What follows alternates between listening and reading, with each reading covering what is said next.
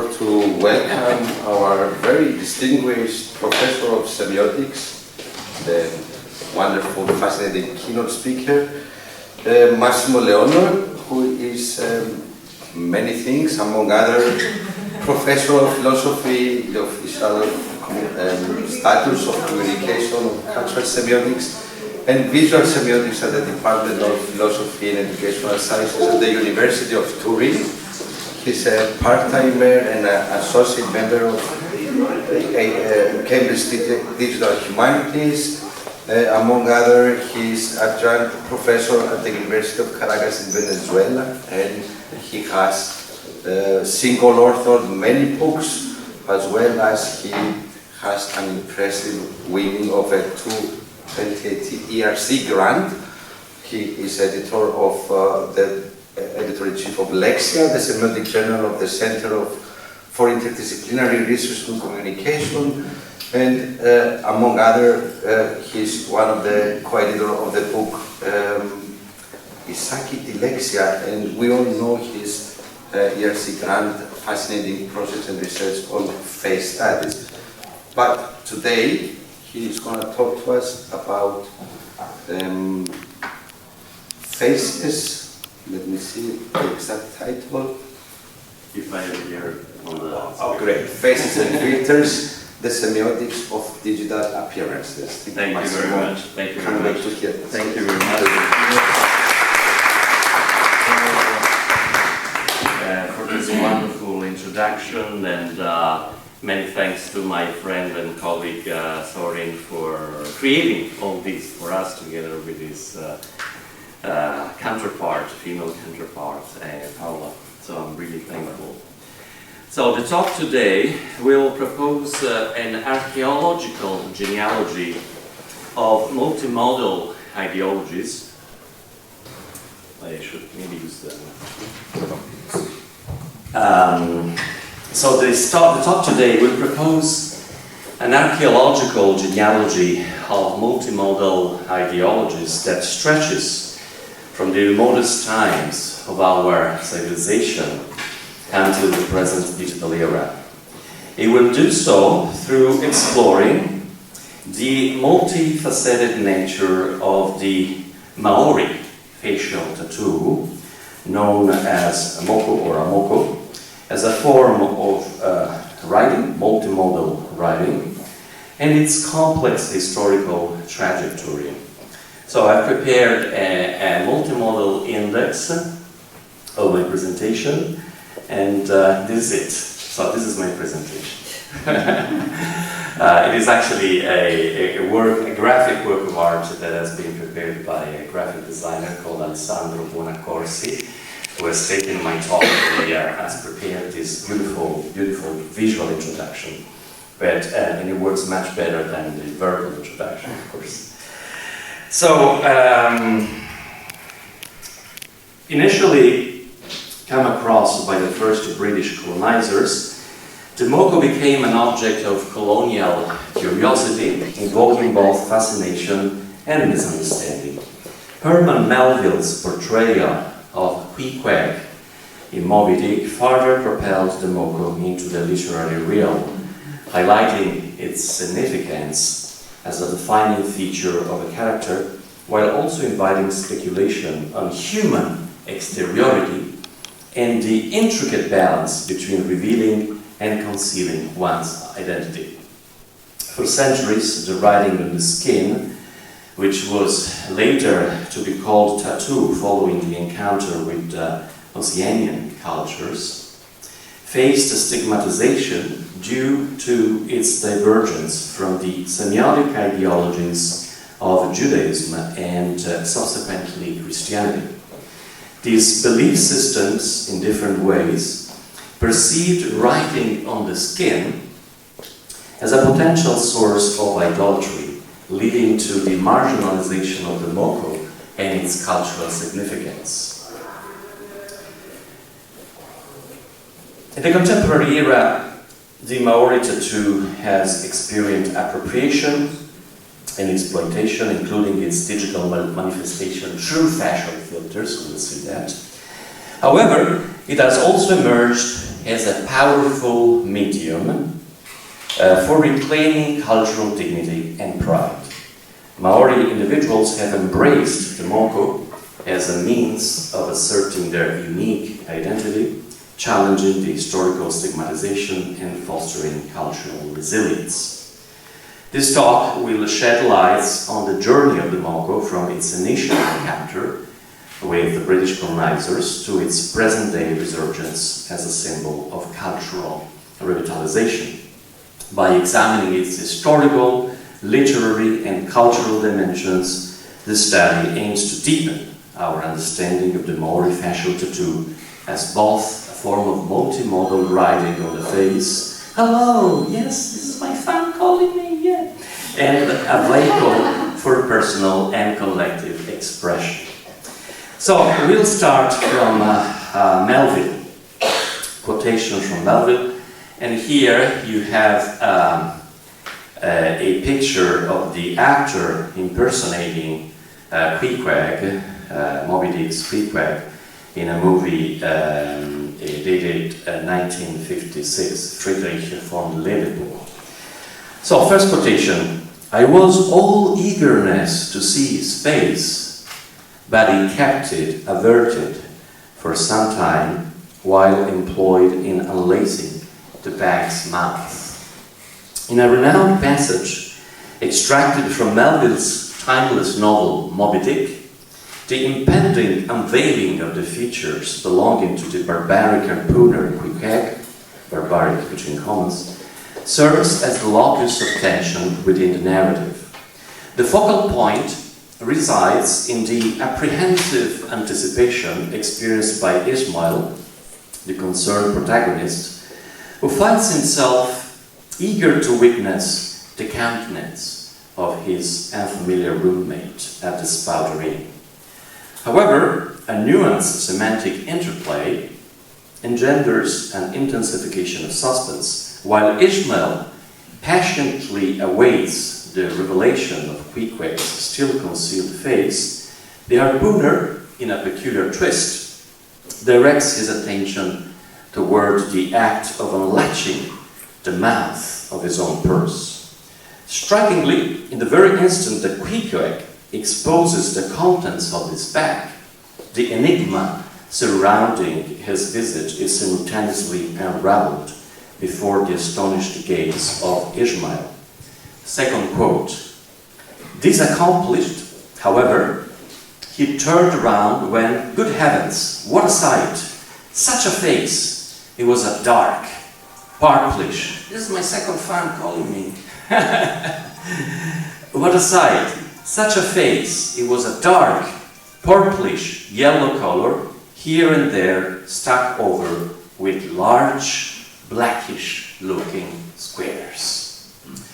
The exclamation that escapes Ishmael's lips encapsulates his profound dismay upon confronting the countenance he ardently sought to decipher. Ishmael's eagerness to read the face stems from his desire to discern the individual with whom he would be sharing lodgings and spending the night. Implicit in this endeavor is the expectation of encountering a spontaneous and genuine manifestation of character and intentions. However, the moment the visage is unveiled, it immediately captivates the viewer with features that semiotics would categorize as plastic in nature. First and foremost, the face exhibits a color distinct from that attributed to the white race. Additionally, conspicuous dark squares occupy prominent positions on the countenance. Both these features evoke a foreboding sense, serving as ominous portents of future events. Third quotation. Yes, it's just as I thought. He's a terrible bedfellow. He's been in a fight, got dreadfully capped, and here he is, just from the surgeon. End of quote. In this instance, Melville astutely extracts an inference from a long-standing visual imagery whether consciously or unconsciously, which encompasses a semiotic framework pervading human cultures throughout history. The foundation of this framework revolves around what semioticians classify as a semi-symbolic system. The system comprises two contrasting elements: the unblemished, smooth skin, particularly that which adorns the face, and the marked, branded skin, characterized by incisions and cuts. The dichotomy between smoothness and striations, Deleuzian of course, often assumes a moral connotation, with unscarred facial skin connoting goodness, while the presence of incisions signifies evil and violence. In this context, Ishmael instinctively interprets the prominent black squares on Queequeg's face as indicators of a dreadful roommate, hinting at his involvement in altercations and the reception of stab wounds, possibly in the recent past. Furthermore, the visage bears a striking resemblance to that of a person emerging from an operating room, prompting Ishmael to speculate on the timeline of these events. Yet, this initial interpretation, influenced by the facial stereotypes ingrained in the broader culture, is soon superseded by a more meticulous scrutiny, as we shall explore in great detail. Fourth quotation. And here you have a picture of another impersonation of Moby Dick, this time in an opera inspired by Herman Melville's Moby Dick in Dallas Opera, Texas, 30th of April 2010. Sorry. We'll see that there is a big difference between these impersonation and this impersonation. But fourth quotation first. But at that moment, he chanced to turn his face so towards the light that I plainly saw they could not be sticking hasters at all, those black squares on his cheeks. They were stains of some sort or other. Melville craftily portrays the gradual process by which Ishmael's gaze meticulously examines and unravels the enigmatic countenance of Queequeg. Initially, the conspicuous black squares are not immediately identified as scars. Instead, they are considered to be potentially spontaneous stains. However, as the illumination intensifies and the object of Ishmael's gaze absorbs the augmented light, a subsequent interpretation unfolds.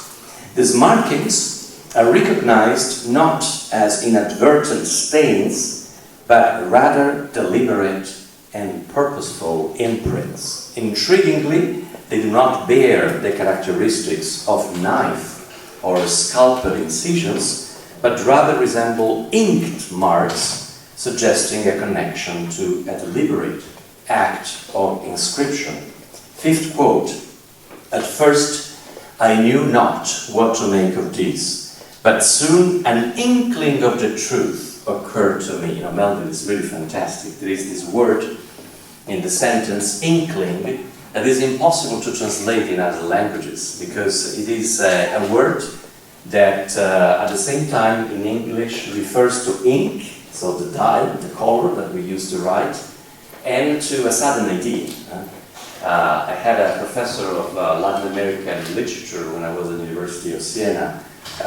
He was already retired. He was very famous in Italy. His name was Emile Zola, and he used to ask all these PhD students, so how many times in a year do you read all Melville again? So this was his question. But anyway,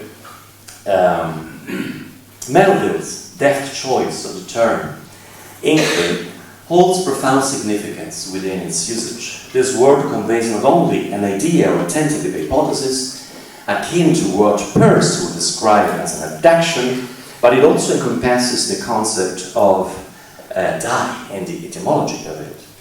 Thus, what initially appeared as scars or stains is revealed to be the remnants of written expression, Consequently, the recognition of the written traces swiftly triggers a recollection within Ishmael's memory, invoking a process of reading and interpretation. Sixth fundamental quote: I remember the story of a white man, a whale man too, who, falling among the cannibals, had been tattooed by them.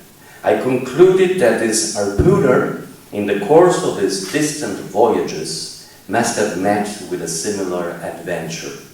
And what is it, thought I, after all? It's only his outside. A man can be honest in any sort of skin. You know, at that time it was a revolutionary sentence. The human skin merely constitutes the outermost layer of an individual, while the true essence of a person's honesty transcends superficial appearances. Melville's enduring message continues to reverberate throughout the ages, anchored in the reality that the book in question, the book that Ishmael recalls from, actually exists.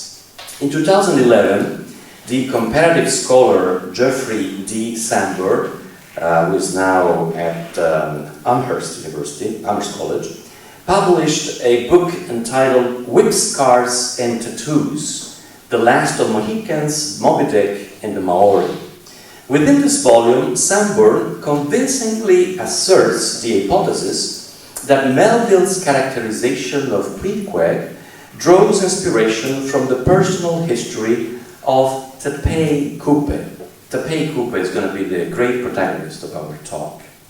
Tepe Kupe, a historical figure featured in a book by George Lilly Craig called The New Zealanders, published in 1830.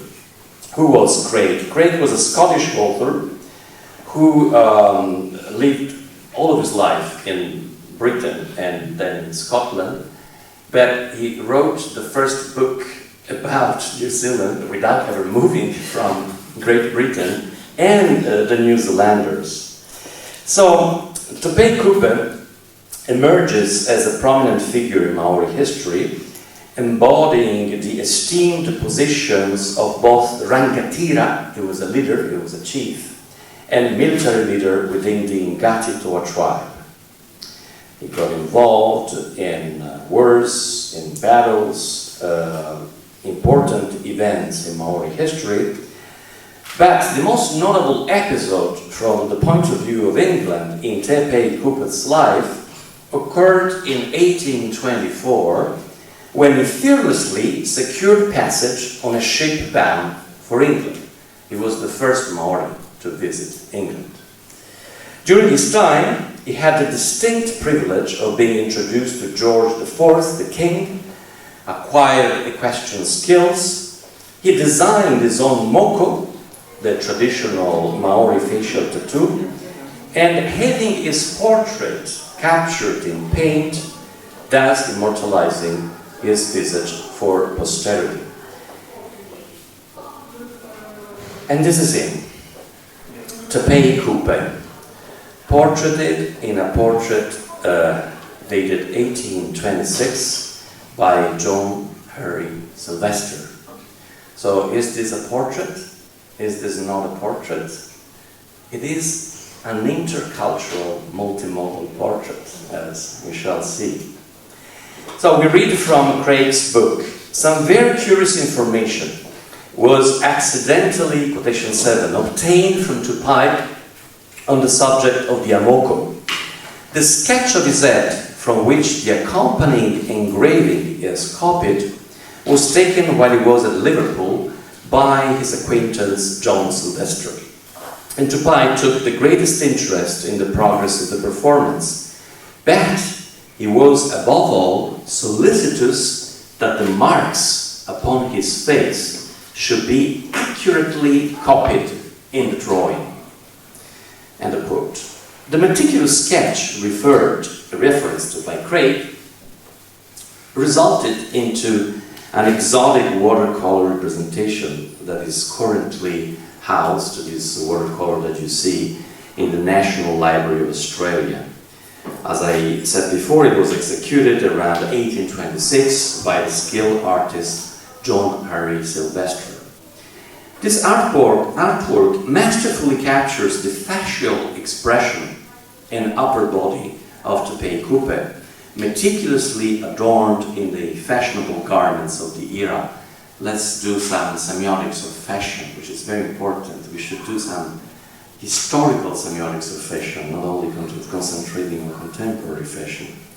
Noteworthy attention to the detail within the watercolor composition highlights Tupei Coupe's selection of a distinguished black girdle reminiscent of the middle-class gentleman's fashion choices, aimed at projecting an elevated social status through sartorial expression. Such endeavors often resulted in the emergence of the dandy archetype.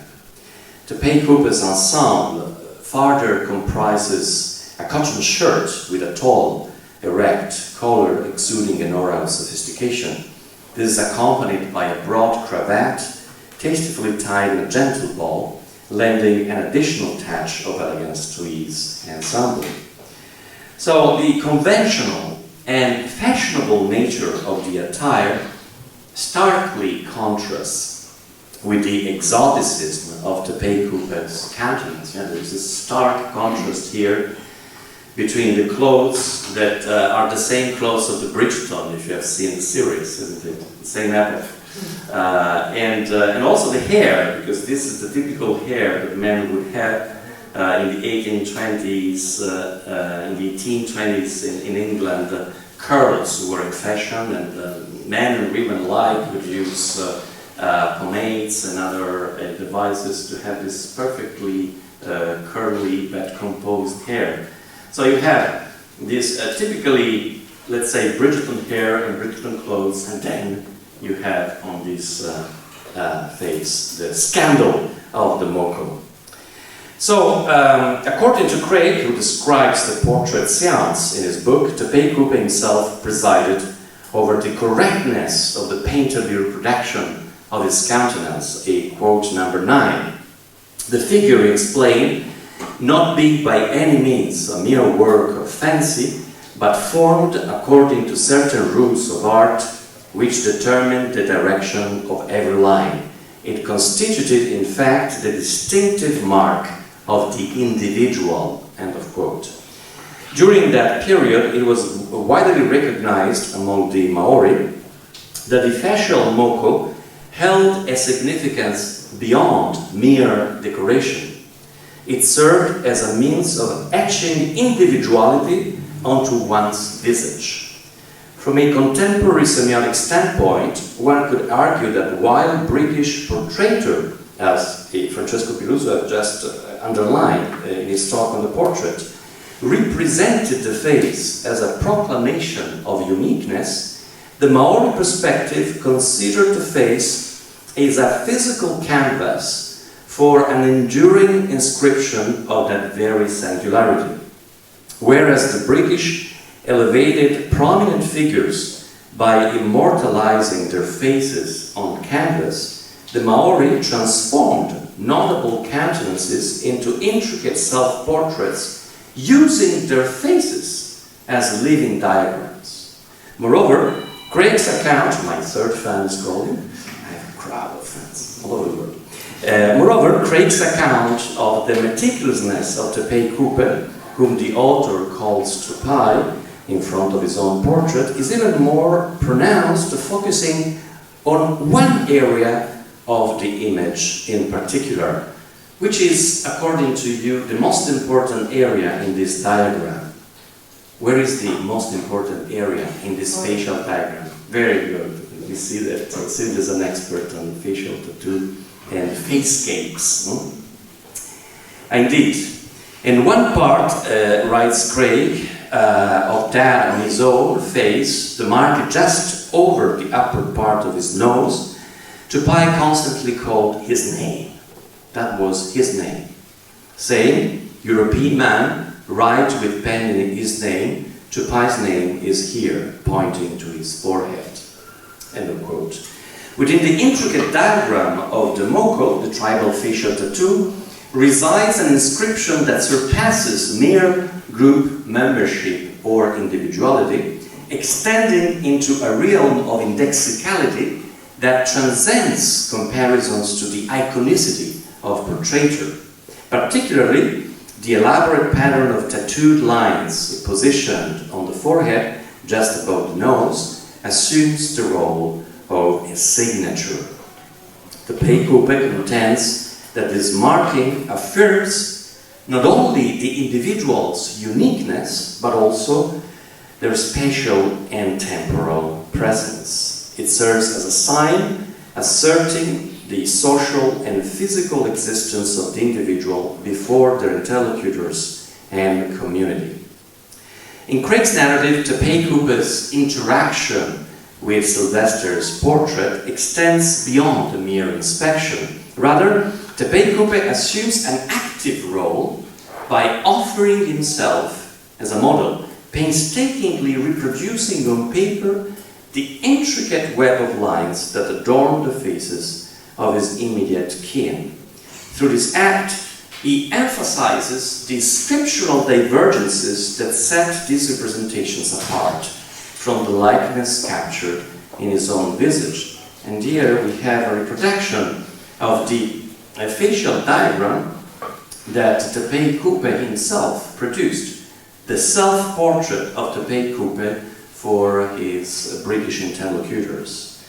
Still further, I quote, 11th quote, to illustrate his meaning, he would delineate on paper with a pen or pencil the corresponding marks in the amocus of his brother and his son, and point out the difference between these and his own.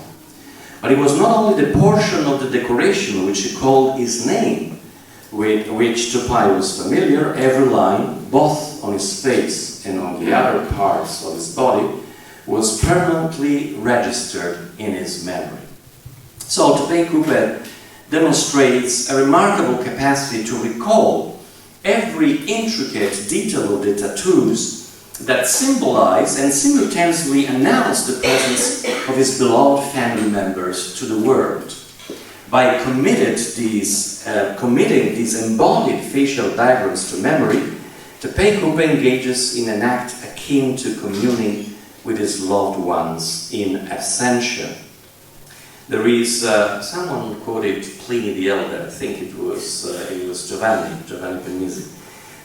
Pliny the Elder traces, as you know, in the book, I think it's 34th book of the Naturalis Historia, the natural history, the origin of portraiture in Greek culture as an iconic and visual response to the fear of death.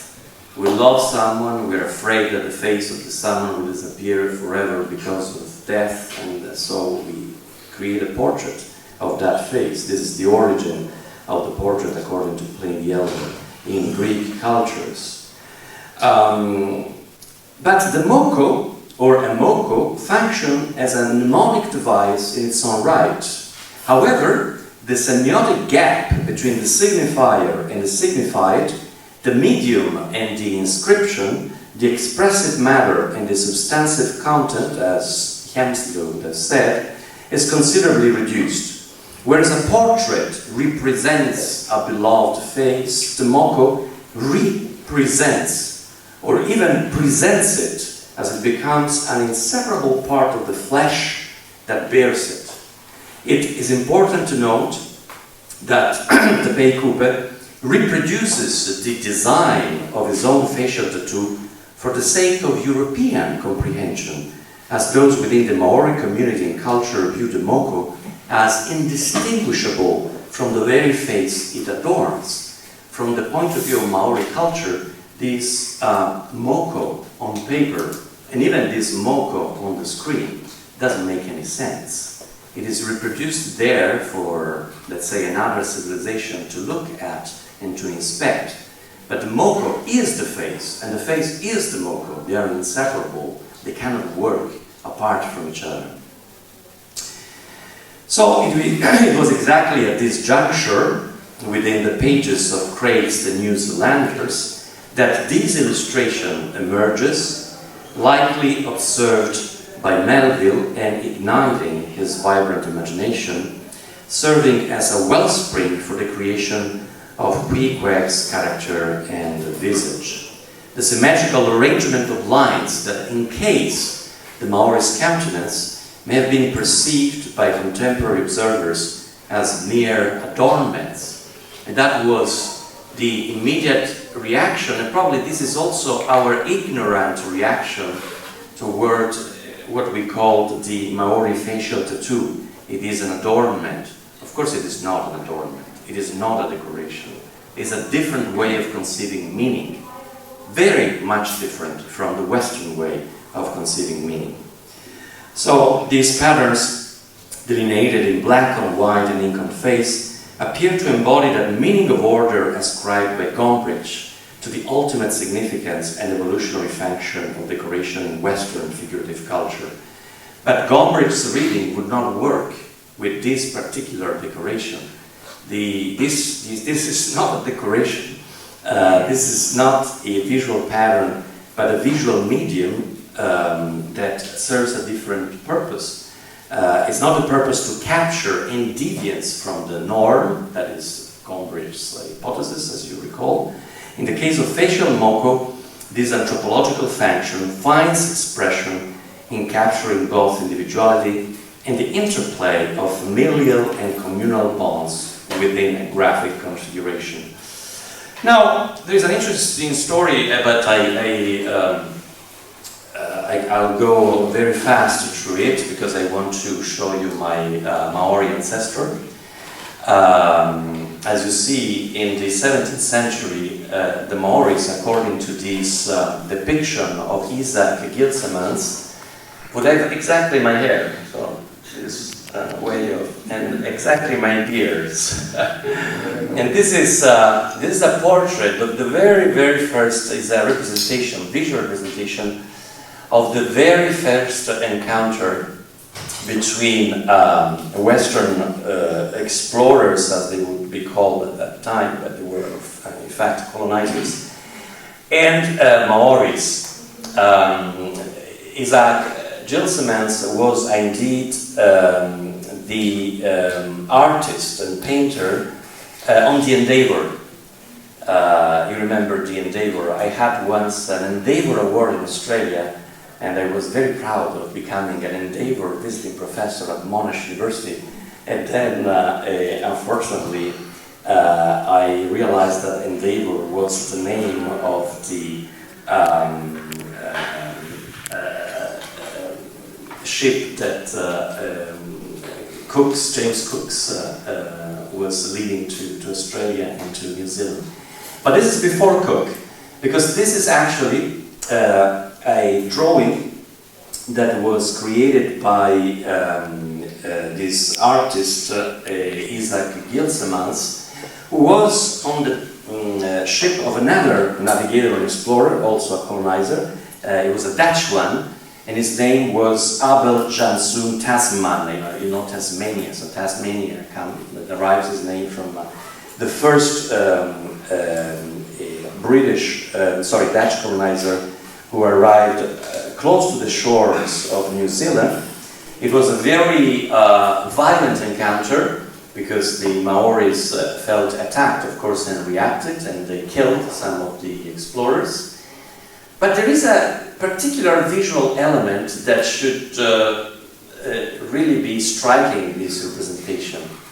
What is the particular element in this visual representation, in this image?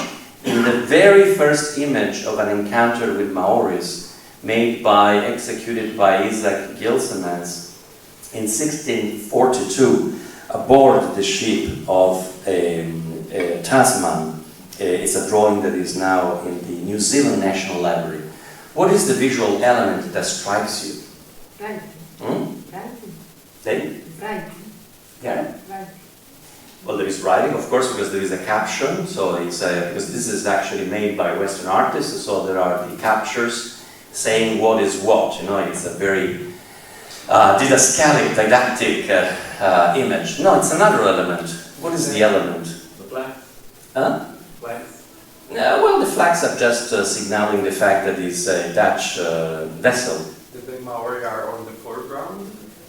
Yeah, but you know, they are in the foreground because they are the protagonists of the story, so they are, you know, attacking the, and it's also a way of giving more force and power to the representation. No, it's very striking. Huh? There are no tattoos. They have no tattoos on their faces. Very good, very good. And why? Why don't they have tattoos on their faces? Because maybe at that time the Maoris would not actually have tattoos on their faces. In 1642, when this drawing was first made, probably in this first encounter with Maori people, tattoos were not there, or probably they were not seen because they were not known. You know, you have read Cant and the Platypus by Umberto Eco. You know, like people see what they know and represent what they know more than what they see. So probably these beards are maybe not beards, you know, maybe they're just a way of interpreting visually something that was unknown, you know, the facial tattoos. But there are also other historical hypotheses that the Maori tattoos emerged as a conflictive pattern, so as a pattern, facial pattern that became fashionable when Maori tribes started to have conflicts among themselves. And maybe, who knows, started to have conflicts among themselves exactly because they were visited by Westerners. So, something to be explored.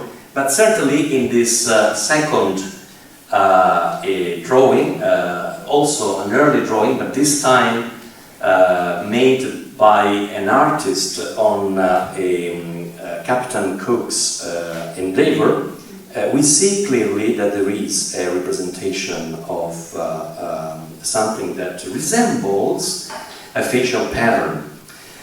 So Cook in his logbook writes, quotation 15, the bodies and faces are marked with black stains they call amoko, broad spirals on each buttock. The ties of many were almost entirely black. The faces of the old men are almost covered. By adding to the tattooing, they grow old and honorable at the same time. And this is another representation by Sidney Parkinson, 1769. I skip, and in the description that accompanies this drawing, also by Cook, we read, as to the tattooing, it is done very curiously in spiral and other figures, and in many places indented into the skins, which looks like carving. Through at a distance it appears as if it had been only smeared with a black paint. So I have to resume a little bit, and I don't want to be too long, but this is an autograph in the form of a reproduction of a facial tattoo. The first one, actually, that a Maori chief produced for the colonizers in March 9th, 1855. It was the Maori chief Temoraga using a pen. It was the first time that they were using a pen, of course, aboard the ship named Active on this particular date. And the colonizers actually learned very fast that this was not just decoration, that this was not just a facial adornment, that this was a kind of a signature. Because then we start to come across later on these documents. This is an example of a contract signed by Maori chiefs and Western settlers. The original in particular is in the possession of Dr. Oken Dunedin, New Zealand, a grant signed by Tuamaki, a chief of Otago. He was a great enemy of Rauparaha, etc., etc. So why were these contracts signed? Of course, they were signed so that the Maori chiefs could bestow their land to the colonizers. And they weren't using their signature, they were using their Maori portrait. This is described very well in a terrible book which is called A View of the Art of Colonization. A View of the Art of Colonization. Just think about how colonization could be called, you know. Published in 1849 by Edward Gibbon Wakefield, that was one of the theorists of colonization and the protagonist of the systematic conquest of New Zealand territory by the British colonizers. If you are a very devoted Marxist theorist, you know that Edward Gibbon Wakefield is mentioned in chapter 33 of The Capital by Marx and criticized by Marx as one of the theoreticians of a modern colonization. So I have to go a little bit fast. These facial tattoos appeared as very shocking to the British colonizers, the Dutch colonizers, and they appeared also very shocking to Melville, although Melville then somehow reverts the cultural stereotype. But this cultural stereotype has very long roots, very distant roots. And the initial root, probably, of the story of stigmatization of tattoos in general, and especially of facial tattoo, is Leviticus 19:28, in that third book of the Pentateuch that the Jews called Vakira, and he called, which in the King James is translated as follows: "Ye shall not make any cuttings in your flesh for the dead, nor print any marks upon you. I am the Lord." But more recent translations, and thus subsequent to the introduction of the term tattoo in the English language, explicitly mention the tattoo. For instance, the New King James, published in 1982, which renders the same passage as follows: "You shall not make any cuttings in your flesh for the dead, nor tattoo any marks on you. I am the Lord." Indeed, the term tattoo was adopted by English quite early, in the 18th century. The Greeks, so I'm going to read some Greek for you, my friend, because the Greeks would not have a specific word for tattooing. Of course, because they hadn't had any contacts with oceanic cultures. So in the Septuaginta, or Septuaginta, the passage of the Leviticus is translated as follows: "Kai entomidas epi psyche upoiesete ento somati iumon, kai grammatas dicta upoiesete enumin ego eimi curios o theos iumon." Sorry, just have a classic pronunciation. So the word for a tattoo is... Doesn't exist actually. Where is it? Grammatas dicta. Very good. Grammatas dicta. And the Romans didn't have a word for tattoo either. The Vulgate, and it's very interesting that they didn't have a word, because the Romans didn't have a word either. So the Vulgate, the Latin translation of the Bible, when it translates into Latin grammatas dicta, it says: "Et super mortuo non incidetis carnem vestram, neque figuras aliquas, et stigmata facietis vobis ego dominus." So, tattoo for the Vulgate is the stigmata. And this is very interesting, because it's going to engender an enormous cultural, let's say, clash and crossroad. But let me go towards the long conclusion. In the Leviticus verse, the reference to cats on the body, tattoo marks and separation, converge to intimate to the Jews that if they intend to respect their God, they should not draw marks on their bodies, not even, and indeed especially on the occasion of a mourning or funeral ritual. The commentaries on the verse are innumerable. Referring to them all here would be impossible, also because I have to run a little bit. But I've read all the biblical commentaries on this passage, from the first fathers of the church until now. And what is striking is that there is a Protestant approach to the problem, which is very close to the Jewish one. You don't have to mark your skin, as, for instance, Matthew Henry, Calvinist Theological Observance, writes in his concise commentary, 1706. But also, later on, John Ellicott, a British Anglican pastor of Arminianist Theological Observance, Old Testament Commentary, 1897, they both say what the Jews would say. You know, you should not mark your skin. The only difference is that in this case the author uses the word tattoo, because the word tattoo has been in use in the English language. But then if you take the Catholic commentaries of the same passage, there is a different story.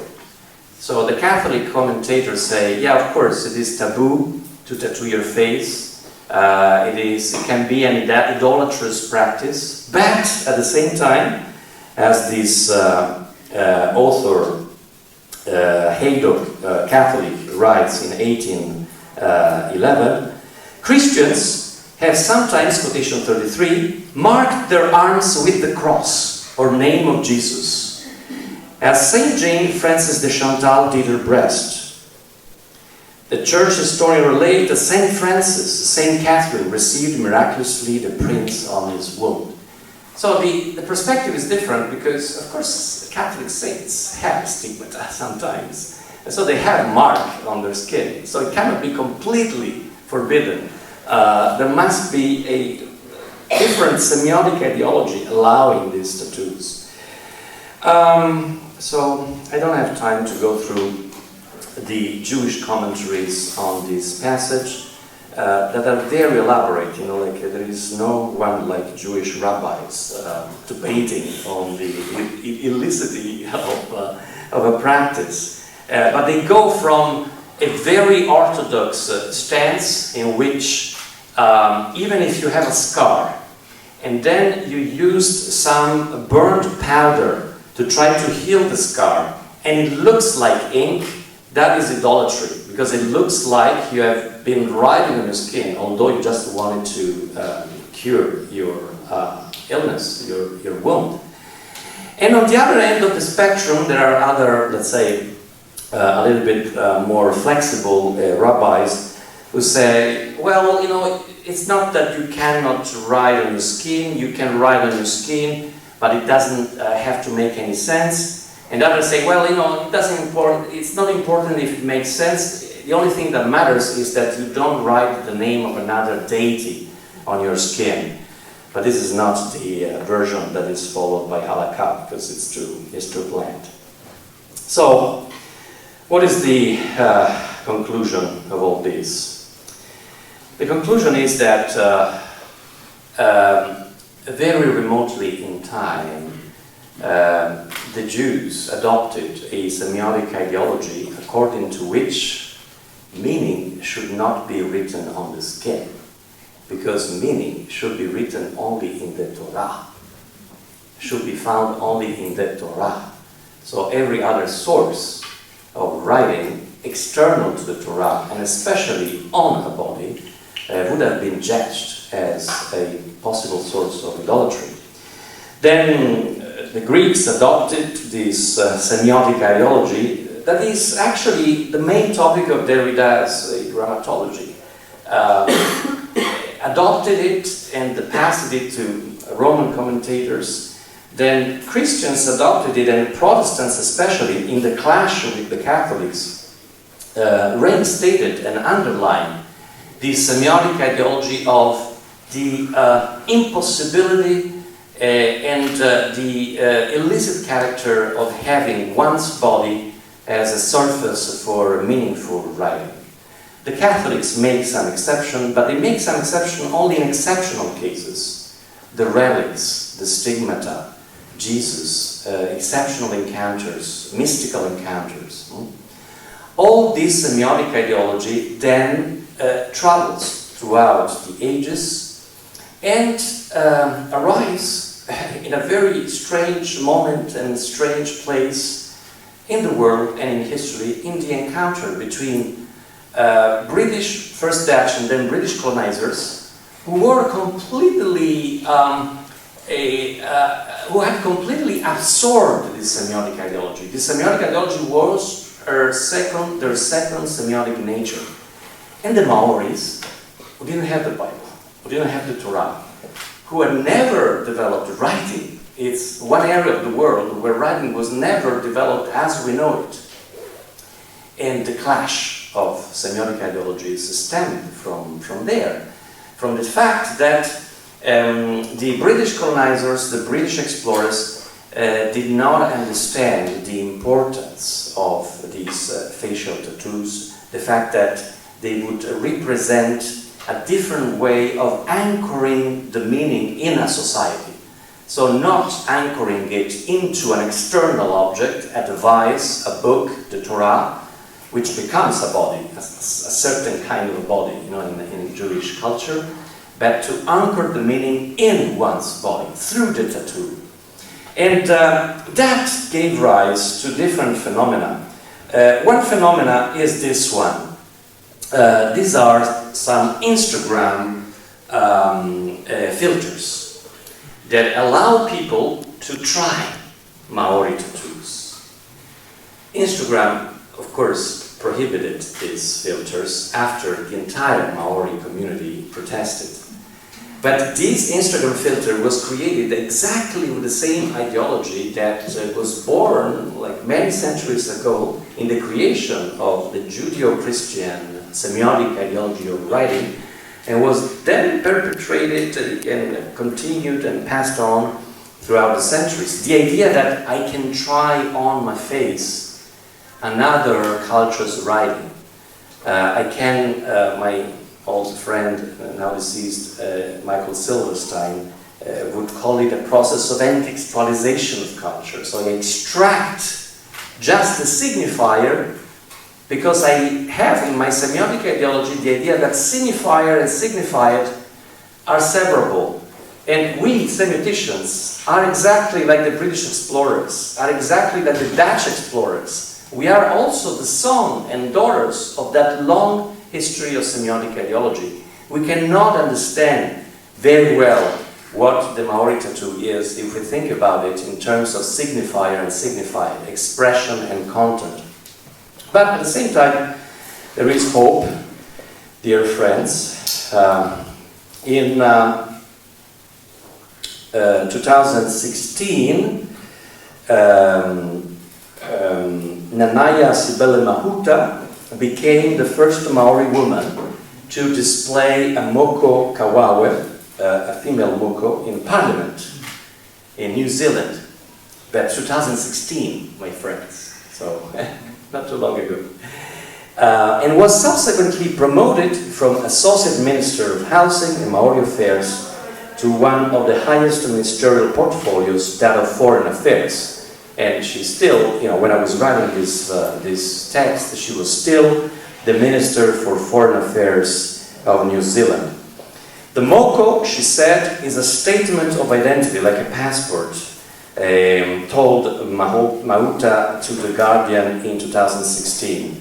I am, at the time in my life, she continued, where I'm ready to make a clear statement that this is who I am, and this is my position in New Zealand. Thank you very much for your attention.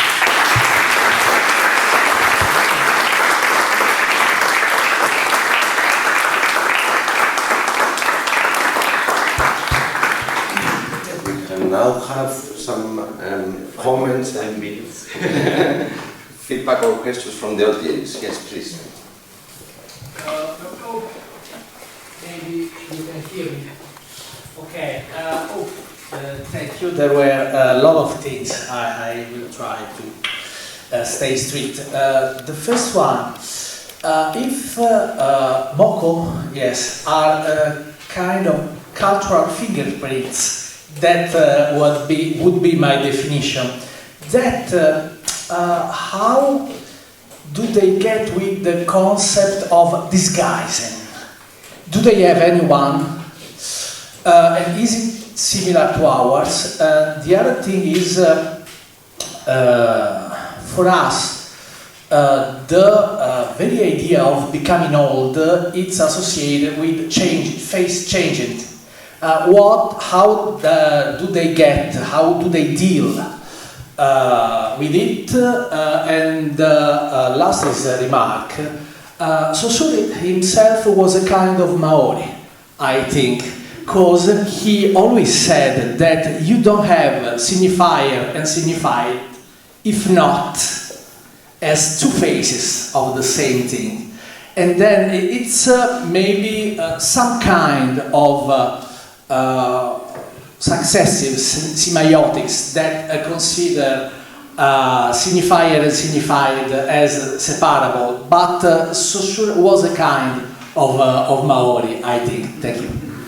I don't know about Saussure's Maoriness. I would say that already conceiving a dualism is not exactly in line with the Maori semiotic ideology, because it might well say that there are two faces of the same sheet of paper or the same coin, but for the Maori there is one face.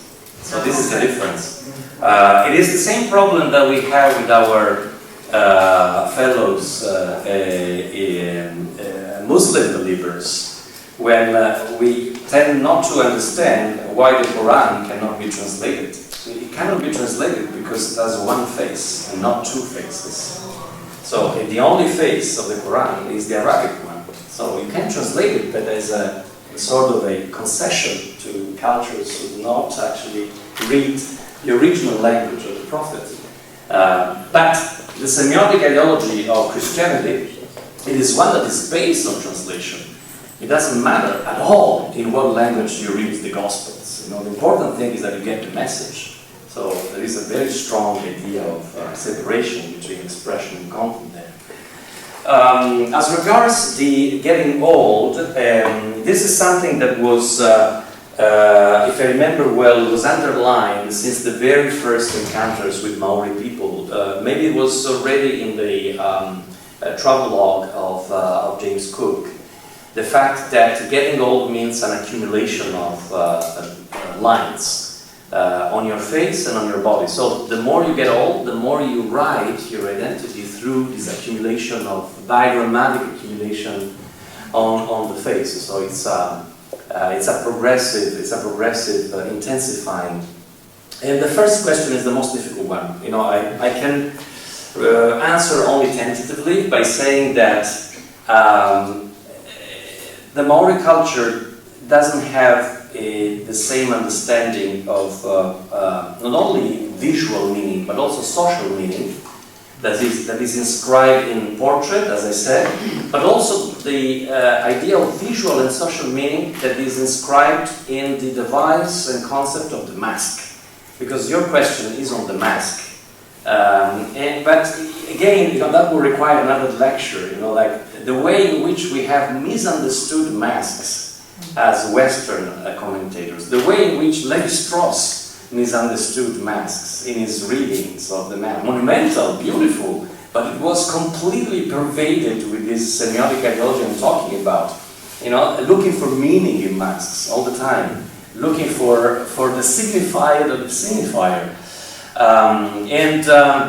So I would say that in that case too, not only there isn't any idea of having two faces, one behind the other, there isn't either the idea of having a simulacrum of a face that can somehow purport that you have a face that you are not. You are the face that you show, and you show the face that you are all the time, because it's a community understanding of meaning.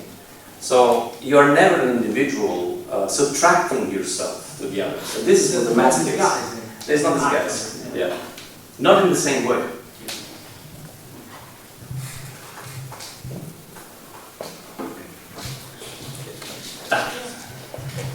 Thank you, Massimo. It was really very interesting and very rich.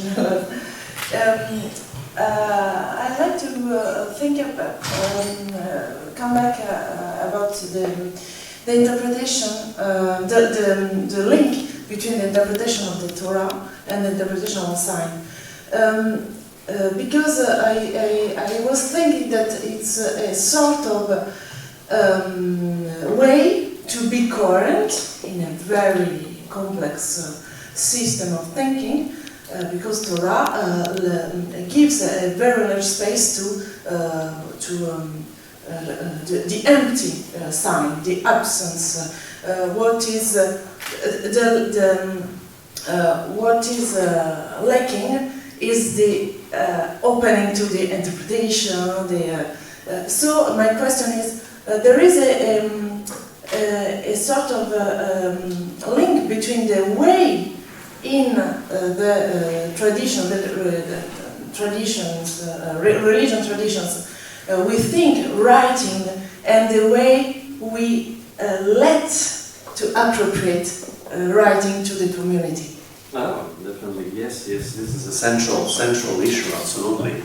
Well, first of all, it has to be said that it's a passage that, of course, I haven't read because I've prepared a too long text as always, but you cannot really understand this choice of the, let's say, Jewish semiotic ideology if not in contrastive terms.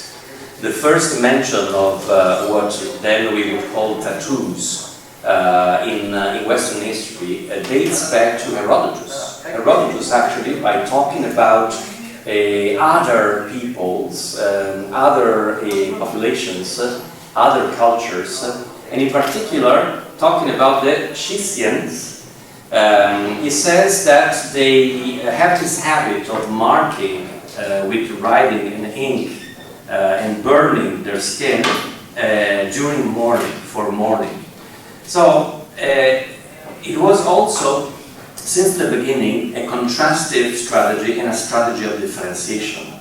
So in order to build the community, in order to build the semiotic identity of the Jewish people, it was important to develop a wholly different understanding of meaning, and a wholly different understanding of how meaning circulates within the community. And it doesn't circulate associated with the body. There must be always a difference between a separation. The word that is used in the Bible to designate this act of putting ink on the skin appears only once in the Bible, and it has only one. There is only one other word in the Jewish Bible that is etymologically related to that word, and it is a word that designates a geographical part of Ethiopia that is separated from the rest of the land. So, in the etymology of the tattoo in the Jewish Bible, and in the etymology of this other word that is the only one that resembles to the word, there is this idea of separation. So if you write on your skin, you're going to be separated. You're going to be haram, you know, which is separation again. So it is something that somehow institutes the way of circulation of meaning within the Jewish community by differentiating it by the ways in which meaning circulates, especially in this very topical moment of passage between life and death, which is mourning. It is exactly in those moments that your deity must not be on your skin, must be in a secret place, in a place that can be read. Can be read, but it cannot be seen. A short question. Was there something like a dictionary was made by anthropologists about the Maori tattoo? Sorry? Was made something like a dictionary about Maori tattoo by the anthropologists? Well, you know, making a dictionary would be again probably misunderstanding the way in which the Maori Moko functions semiotically. I think that, you know, quoting and making reference to Umberto Eco, maybe an encyclopedia of the Maori tattoo could be written, but not a dictionary of the Maori tattoo, because the cultural reference of the Maori tattoo is not the equivalent of a verbal language. It is the equivalent of a verbal language that is enmeshed with a whole culture. So you cannot find a, let's say, verbal counterpart, verbal equivalent of an element in the Maori facial tattoo. First of all, because the the only reference that could work is Kripke's theory of proper names as what is it in English? As unique designators. So facial Maori tattoos work a little bit like Kripke understood in his logic of proper names. Proper names as designating just the self. Yeah. So it would be a dictionary of proper names, let's say. But the elements, maybe.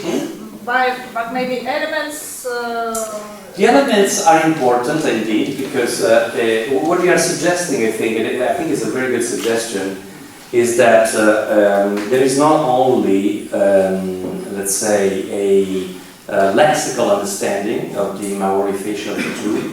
There is also a syntactic understanding. And there is a syntax. But for instance, there is certainly symmetry. There are curves more than straight lines. Some curves are used more than others. There is a difference that is very strong. There is a gendered one between the female Maori tattoo, which is just in this part of the face, and the male one, which covers the face. So there is a syntax. There is a pragmatics. But the problem is with the semantics. We were talking about the semantics of the Maori tattoo, and the misunderstanding was exactly about the meaning, the semantics, and also a little bit about the pragmatics, so how this meaning would be used in the community. Welcome.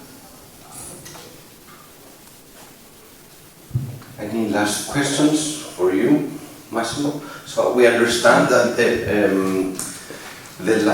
you mentioned in your talk there is no decorative association with these marks, but still it's unknown what they symbolize and what they mean. I mean, the lines, do they serve purpose, a signified purpose? What was it that made them make these forms and shapes? Well, I think that, again, if we ask ourselves the question, what do they mean? Yes. This is a Western question.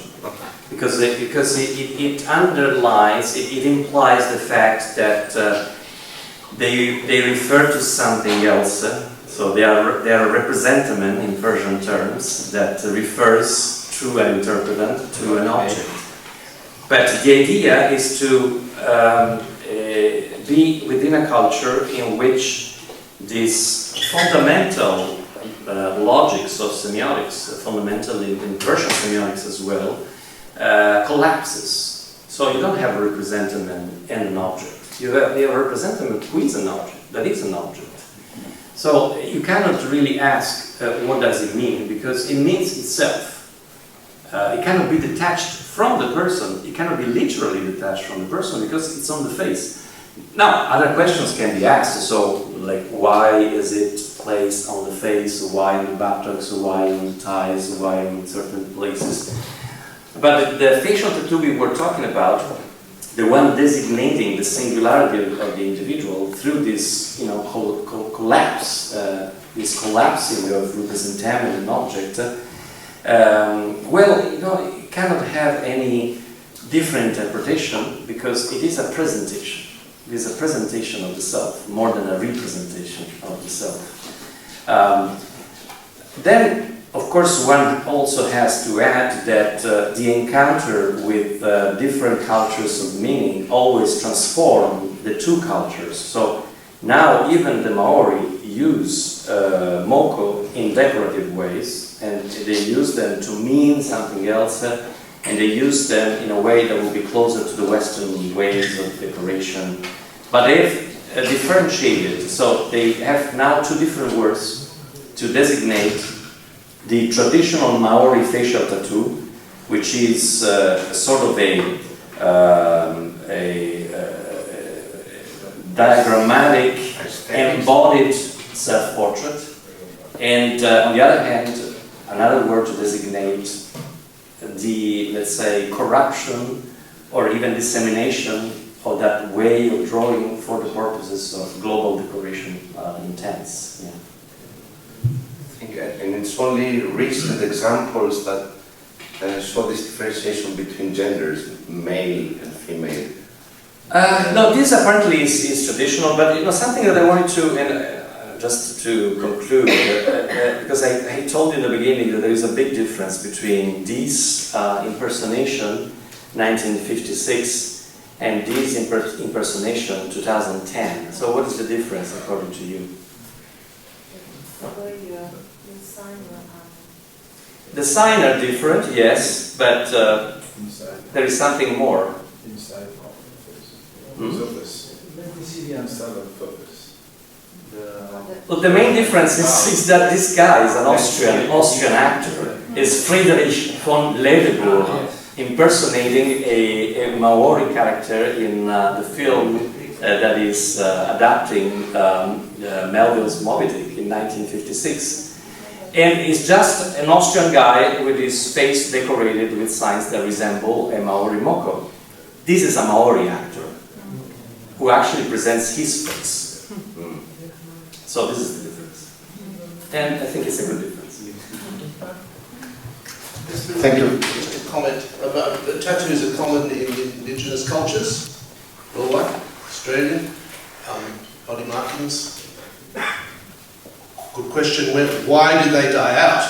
The terms on which, like much indigenous practices, they ended. But my main question goes back to your comment on Derrida. Are you willing to say, semiotically, that we're looking at a writing system, an inscription system? Are you willing to say anything like Derrida was arguing for looking beyond, the printed text?